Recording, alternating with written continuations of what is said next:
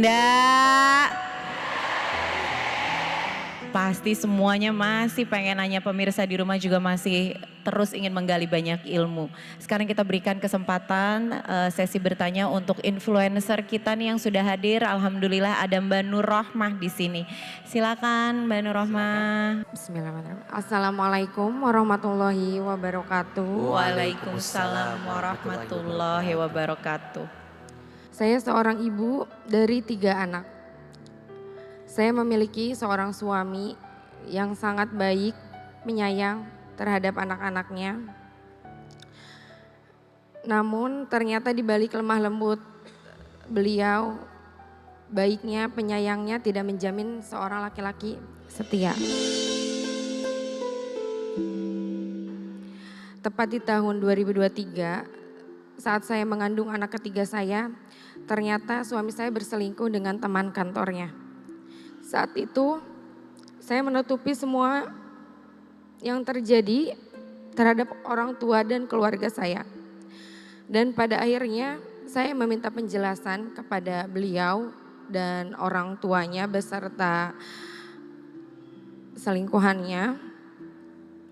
Sampai pada akhirnya saat 2024 bulan Mei, tepat bulan Mei saya melahirkan anak ketiga saya. Namun suami saya pergi meninggalkan saya bersama ketiga anak saya. Dan yang membuat saya sangat kecewa itu kenapa mertua saya ikut membenci saya dan membiarkan suami saya tetap tinggal di rumahnya, di rumah mertua saya dibandingkan pulang bersama anak istrinya. Sebelumnya saya tidak pernah Pak Ustadz ada masalah bersama mertua saya tidak ada masalah. Lalu saat itu saya mendapatkan bukti banyak perselingkuhan mereka dari saya hamil sampai saya melahirkan. Saya sering ngirim pesan kayak, "Pah, tolong pulang gitu, anak-anak butuh kamu, anak-anak nyariin kamu." Saya nggak pernah berhenti menghubungi beliau walaupun saya mencoba untuk menghubungi mertua saya, namun saya selalu mendapatkan jawaban yang kurang baik. Sampai akhirnya saya merasa depresi berat, Pak. Tepat 4 bulan lamanya saya pisah bersama beliau. Akhirnya saya belajar untuk menerima dan untuk ikhlas, mengikhlaskan. Tapi tiba-tiba beliau meminta saya dan anak-anak bertemu.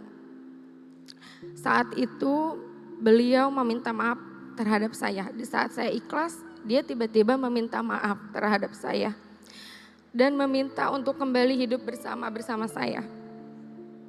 Akhirnya setelah saya memutuskan dan menurunkan ego saya menerima beliau kembali Pak Ustadz. Sampai akhirnya beliau bertaubat, berusaha untuk memperbaiki dirinya dan menunjukkan bahwa beliau sungguh-sungguh ingin kembali bersama saya dan anak-anak. Dan setelah kita kembali bersama, bagaimana cara agar saya bisa tetap hidup tanpa rasa bersalah, karena saya sebagai istri tidak bisa menjaga marwah dan aib rumah tangga kami. Dan berdosakah saya kemarin sudah melawan mertua demi mempertahankan rumah tangga saya? Dan kenapa sebaik apapun menantu ketika melakukan kesalahan akan terlihat buruk dan tidak akan hilang diingatan mertuanya. Dan jika ada istilah menantu durhaka terhadap mertuanya, tidak adakah istilah mertua yang zolim Pak Ustadz terhadap menantunya? Bunda, pertama Ahilman ingin menyampaikan bahwa pasangan kita di rumah tangga itu adalah pakaian kita.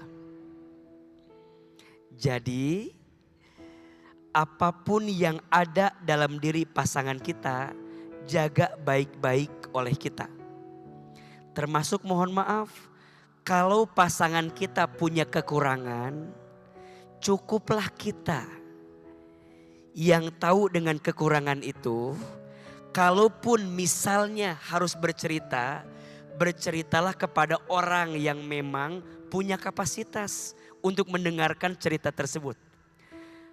Bahasa Al-Quran menyebutkan bertanyalah kepada ahli zikir. Fas'alu ahli zikri in kuntum la ta'lamun. Bertanyalah, berceritalah kepada orang yang ahli ilmu, ahli zikir. Yang dia punya kapasitas untuk menjawab atau memberikan pandangan. Maka izin Allah ya, kajian hati hadir. Setidaknya kami jadi ruang bercerita bagi pemirsa, bagi jamaah. Mungkin Ahilman tidak bisa mendengar semua cerita. Tapi setidaknya ada 1-2 jamaah yang punya cerita. Dan ceritanya mungkin sama dengan kisah yang dialami oleh orang lain. Jadi inspirasi buat kebaikan kita, betul? Kalaupun harus bercerita, menyampaikan, silahkan pilih kepada orang yang menurut kita punya kapasitas untuk memberikan pandangan yang terbaik. Tapi secara umum, belajar untuk saling menjaga apapun yang ada di rumah tangga. Yang kedua, saya sudah pernah punya salah sama pasangan. Gimana caranya? Wa'at bi'is sayyi'ata bil hasanati tamhuha. Ikutkanlah kebaikan setelah keburukan. Niscaya kebaikanmu akan menutupi semua keburukanmu. Poinnya, teteh sayang, kalau kita udah pernah punya salah sama suami, sok sekarang mah ke depan lebih baik sama suami. Suami, kalau Anda pernah menyakiti hati istrimu, sok bismillah, minta maaf sama istri, ke depan lebih sayang sama istrimu. Jelas? Mungkin gak bisa menghilangkan lukanya. Mungkin lukanya masih ada. Tapi setidaknya ke depan akan ada kebaikan yang Allah siapkan setelah keburukan yang kita lewatkan. Jadi gimana? Jangan fokus dengan masa lalunya, tapi fokus dengan masa depannya. Yang dulunya pemarah harus pemurah. Yang dulunya suka berselingkuh, berkhianat, setia. Udah dikasih maaf loh. Dikasih kesempatan lagi loh. Gak mudah maafin orang itu. Betul gak? Yang dulunya pelit lebih royal. Yang sulit ngasih lebih senang berbagi. Ganti. Bunda sayang yang dulu masih sering terbuka auratnya. Sering mengumbar auratnya. Ayo ke depan tutup auratnya. Agar semua keburukan kita di masa lalu Allah tutupi dengan kebaikan kita di masa yang akan datang. Kita yang jarang sholat ke masjid, ayo ke masjid. Agar menutupi semua kekurangan kita di masa lalu. Yang jarang ngaji, ayo ngaji. Yang ketiga, kalau ada menantu yang durhaka sama mertua, apakah ada mertua yang zolim sama menantu? Ada. Ketika kapan Ketika mertua tidak bisa memperlakukan menantu dengan baik, zolim. Duhai untuk orang tua yang sudah punya menantu, sayangi menantumu sebagaimana engkau menyayangi siapa? Anakmu sendiri. Karena bagaimanapun setelah menikah berarti dia adalah orang yang mencintai anakmu, betul gak? Bagaimana mungkin engkau minta menantumu mencintai anakmu sedangkan kamu tidak sayang sama menantumu. Maka menantu dan mertua bukan saingan. Menantu dan mertua jangan merasa berkompetisi. Jangan kemudian kamu pilih siapa? Istrimu atau ibumu?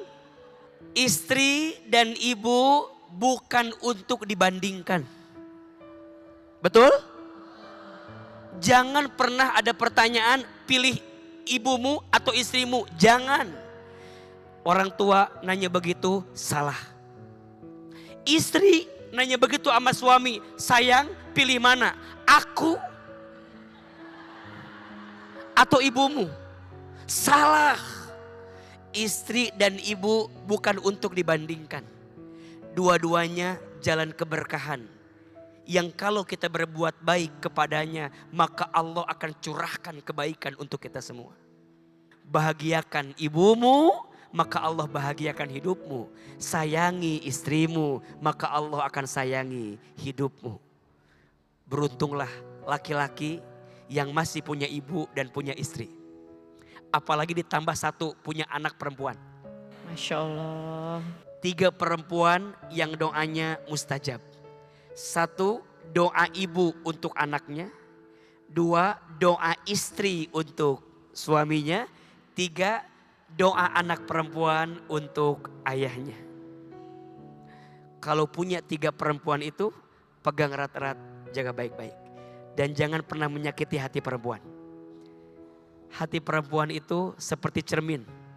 Cermin itu kalau sudah pecah, engkau bisa merangkai kembali pecahan cerminnya, tapi pantulan cahayanya tidak akan sama seperti sedia kala. Itulah hati perempuan. Kalau sudah tersakiti, mudah memaafkan, tak mudah melupakan. Betul? Sebaliknya, ibu juga, istri juga harus memuliakan siapa?